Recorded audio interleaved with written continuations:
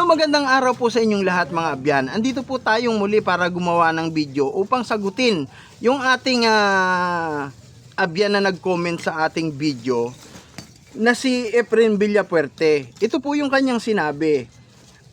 Alam mo bro, isa lang. Hinihingi ng marami paano buburahin sa isip ng maraming tao ang ugali ni Soriano na sa ngayon ay hindi mawala. Ang masamang pananalita, paninira. Hindi ba pwede na ang relihiyon nyo lang ang atupagin ninyo? Ayun, abyan sasagutin kita sa mga punto nung sinabi mo. Yung sinasabi mo na paano mabubura ang ugali ni Brother Eli Soriano sa maraming tao. Alam mo po, walang kailangang burahin, abyan. Kasi sa aming, kagaya namin, sa aming mga sumasampalataya at even dun sa mga hindi namin kapanalig sa pananampalataya na bukas ang isip, hindi nakakaapekto kay Brother Eli yung kanyang pagiging prangka. Ang tawag po kasi doon, abyan, prangka, pagiging prangka ni Brother Eli. Siya lang po kasi ang mangangaral na nakilala ko at kahit ng ibang mga kapwa natin Pilipino na talagang prangka magsalita. Ang iba nga, impression ng iba masakit magsalita, pero ganun po talaga ang katotohanan kung minsan masakit, lalo na kung tatamaan ka. Pero kung ikaw ay taong makatotohanan at makadiyos, pag tinamaan ka dun sa ginagawa mong mali, dapat ang maging epekto nun sa iyo ay baguhin mo yung ginagawa mong mali dahil tinatamaan ka nung salita ng Diyos eh. Kasi wala naman siyang sinasabi si Brother Eli na ayon sa kanyang sarili. Ang kanyang itinuturo ayon sa Biblia. Hindi porkit ayaw kang masaktan eh hindi niya nasasabihin yon. Dahil mangangaral po siya ng Diyos. Unang-una ang kanyang mandato, sumunod sa Diyos dahil mangangaral siya ng Diyos eh. Hindi naman po siya para magbigay ng kaluguran sa mga tao. Ang kanya pong pinaglilingkuran yung Diyos na makapangyarihan sa lahat. At kung ano yung inuutos ng Diyos sa kanya, sa isang mangangaral, yun dapat ang sabihin ng mangangaral.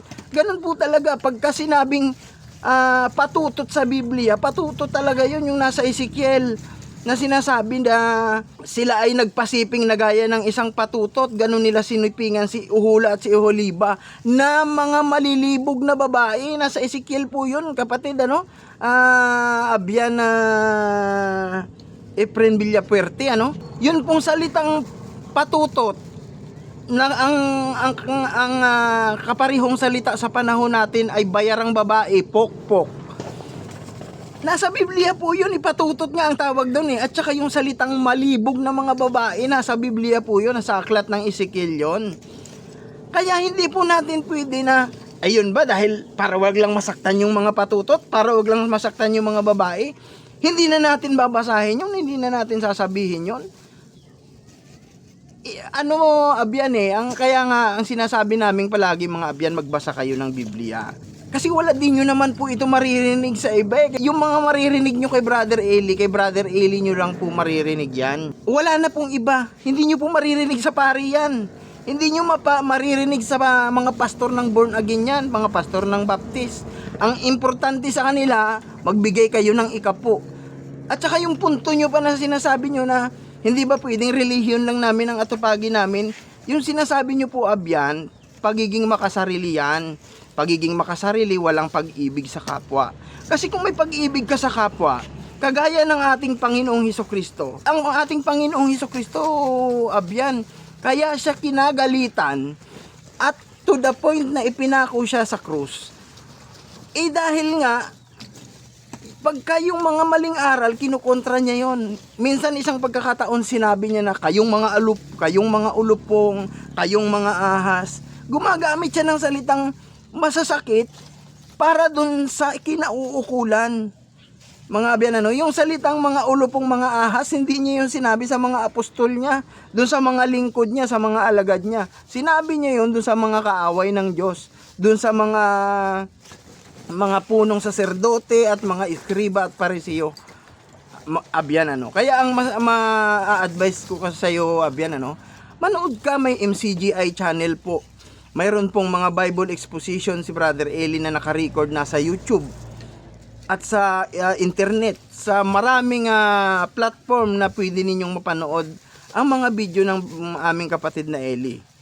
At kung hindi po kalabisan, meron po kaming ginagawang mass indoctrination o pag-aaral ng mga salita at aral ng Panginoon. Doon po ninyo maiintindihan na hindi po nagmumura, hindi nagsasalita ng masakit sa kanino man ang kapatid na Eli, unless tatamaan ka.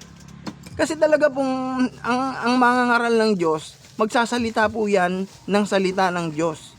Yan po ang kanyang obligasyon sa harapan ng Diyos, Abian. So sana nasagot ko yung iyong komento at sana nakapagbigay ako sa iyo ng kunti lang, kahit kunti lang na makapag-isip-isip ka, Abian, ano. Salamat sa iyong panonood sa aking video at sa iyong pag-comment.